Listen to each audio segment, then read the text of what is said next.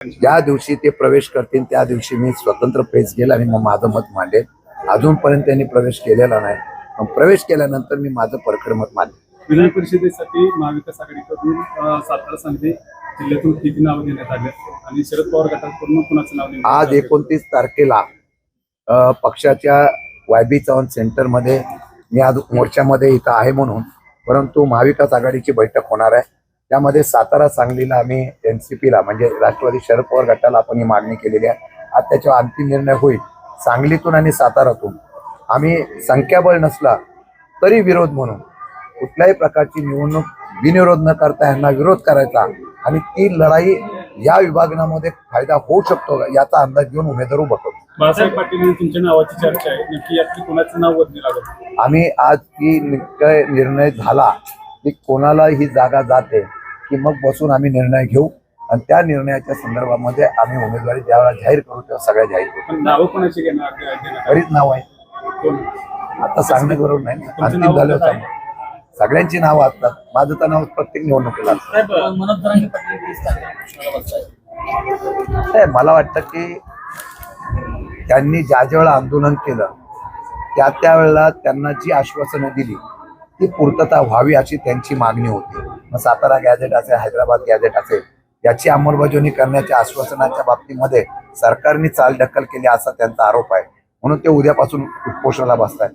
खरं म्हटलं तर जातीय सलोखा ठेवून निर्णय घेण्याची प्रक्रिया सरकारने करायला पाहिजे, परंतु ती न करता त्या समाजामध्ये एकमेकांच्या विरोधात वाद घालून राजकीय पोळी बांधण्याचा प्रयत्न झाला. म्हणून ही आंदोलनं पेटत गेली आणि मला वाटतं की ही आंदोलनं असिद्ध पेटत गेली तर समाजामध्ये दरी निर्माण होईल आणि त्याचं पाप हे सरकारच्या माती निश्चितपणाने बसेल.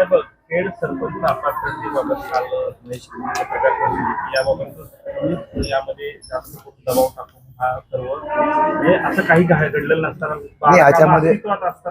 मी याच्यामध्ये लक्ष घातलेलं नाही, स्टेटमेंट पण दिलेलं नाही. खेड ग्रामपंचायत लढाई त्यांच्या पद्धतीने ते करतायत. मी विरोधी पक्षात असल्यामुळे माझं चालतं असं त्यांना वाटायचं सांगायचं असेल. कदाचित त्यांचं आता वजन कमी झालं असेल म्हणून माझं वजन लागलं असेल असा त्यांचा आरोप होत असेल. मला वाटतं की सरकार त्यांचं आहे. निर्णय त्यांच्या अधिकाऱ्यांनी दिलेल्या, आयुक्तांनी दिला, तहसीलदारांनी, VDOनी दिला, COनी दिला आणि त्यानंतर आयुक्तांनी दिला. आता हे तिघं जर खोटं ठरवत असतील तर मला वाटतं ते सरकारच्या असलेल्या मस्तीमध्ये अजून सगळेजण आहे. न्याय हा न्यायदेवतेच्या आणि नियमानुसार व्हायला पाहिजे. मी त्यात अजिबात लक्ष घातलेलं नव्हतं.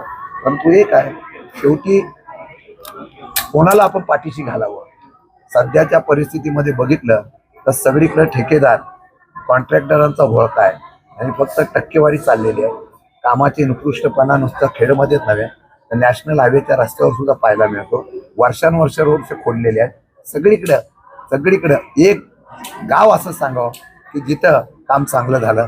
मला वाटतं की ते आपल्याला पाहायला मिळेल म्हणून मी त्यांच्यावर फार बोलणार नाही, पण त्यांचा कारभार चांगला चाललेला आहे, त्यांना तो नकला पाहिजे. सातारा जिल्हा परिषदच्या निवडणुकीच्या जे पडसाद उमटले त्याचा फायदा शिवसेनेचा आणि राष्ट्रवादी आणि भाजपमध्ये मतांतर झालंय, त्याचा फायदा महाविकास आघाडीला होईल का?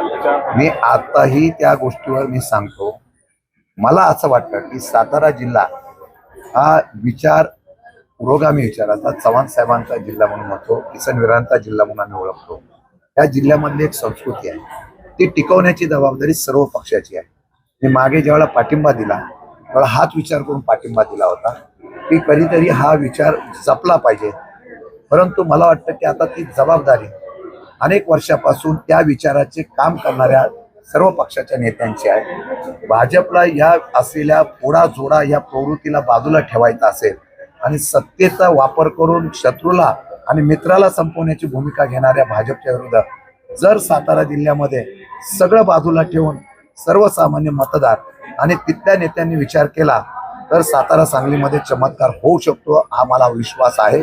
परंतु निर्णय सत्तेमध्ये जाऊन करायचा का सत्तेच्या विचाराच्या विरोधात लढण्याच्या बाबतीमधली भूमिका घ्यायची हा त्यांच्या पक्षाच्या नेत्यांचा निर्णय आहे. मकरंद पाटील आणि शिवसेनेची बैठक झाली म्हणजे या संदर्भात त्यांची महायुतीची बैठक चाललेली आहे. त्या बैठकीमध्ये अजूनही अजितदादा गट की जागा आपल्याला मिळावी अशा प्रयत्नात आहे. जे बघतोय त्यांच्यामध्ये कोणाला तिकीट जाहीर झाल्यानंतर मग मी त्यांच्याशी संवाद साधेन. मला वाटतं की माझं आजही म्हणणं आहे या जिल्ह्यामध्ये काही विचार बाजूला ठेवून एकत्र आलं पाहिजे अशी माझी भूमिका आहे.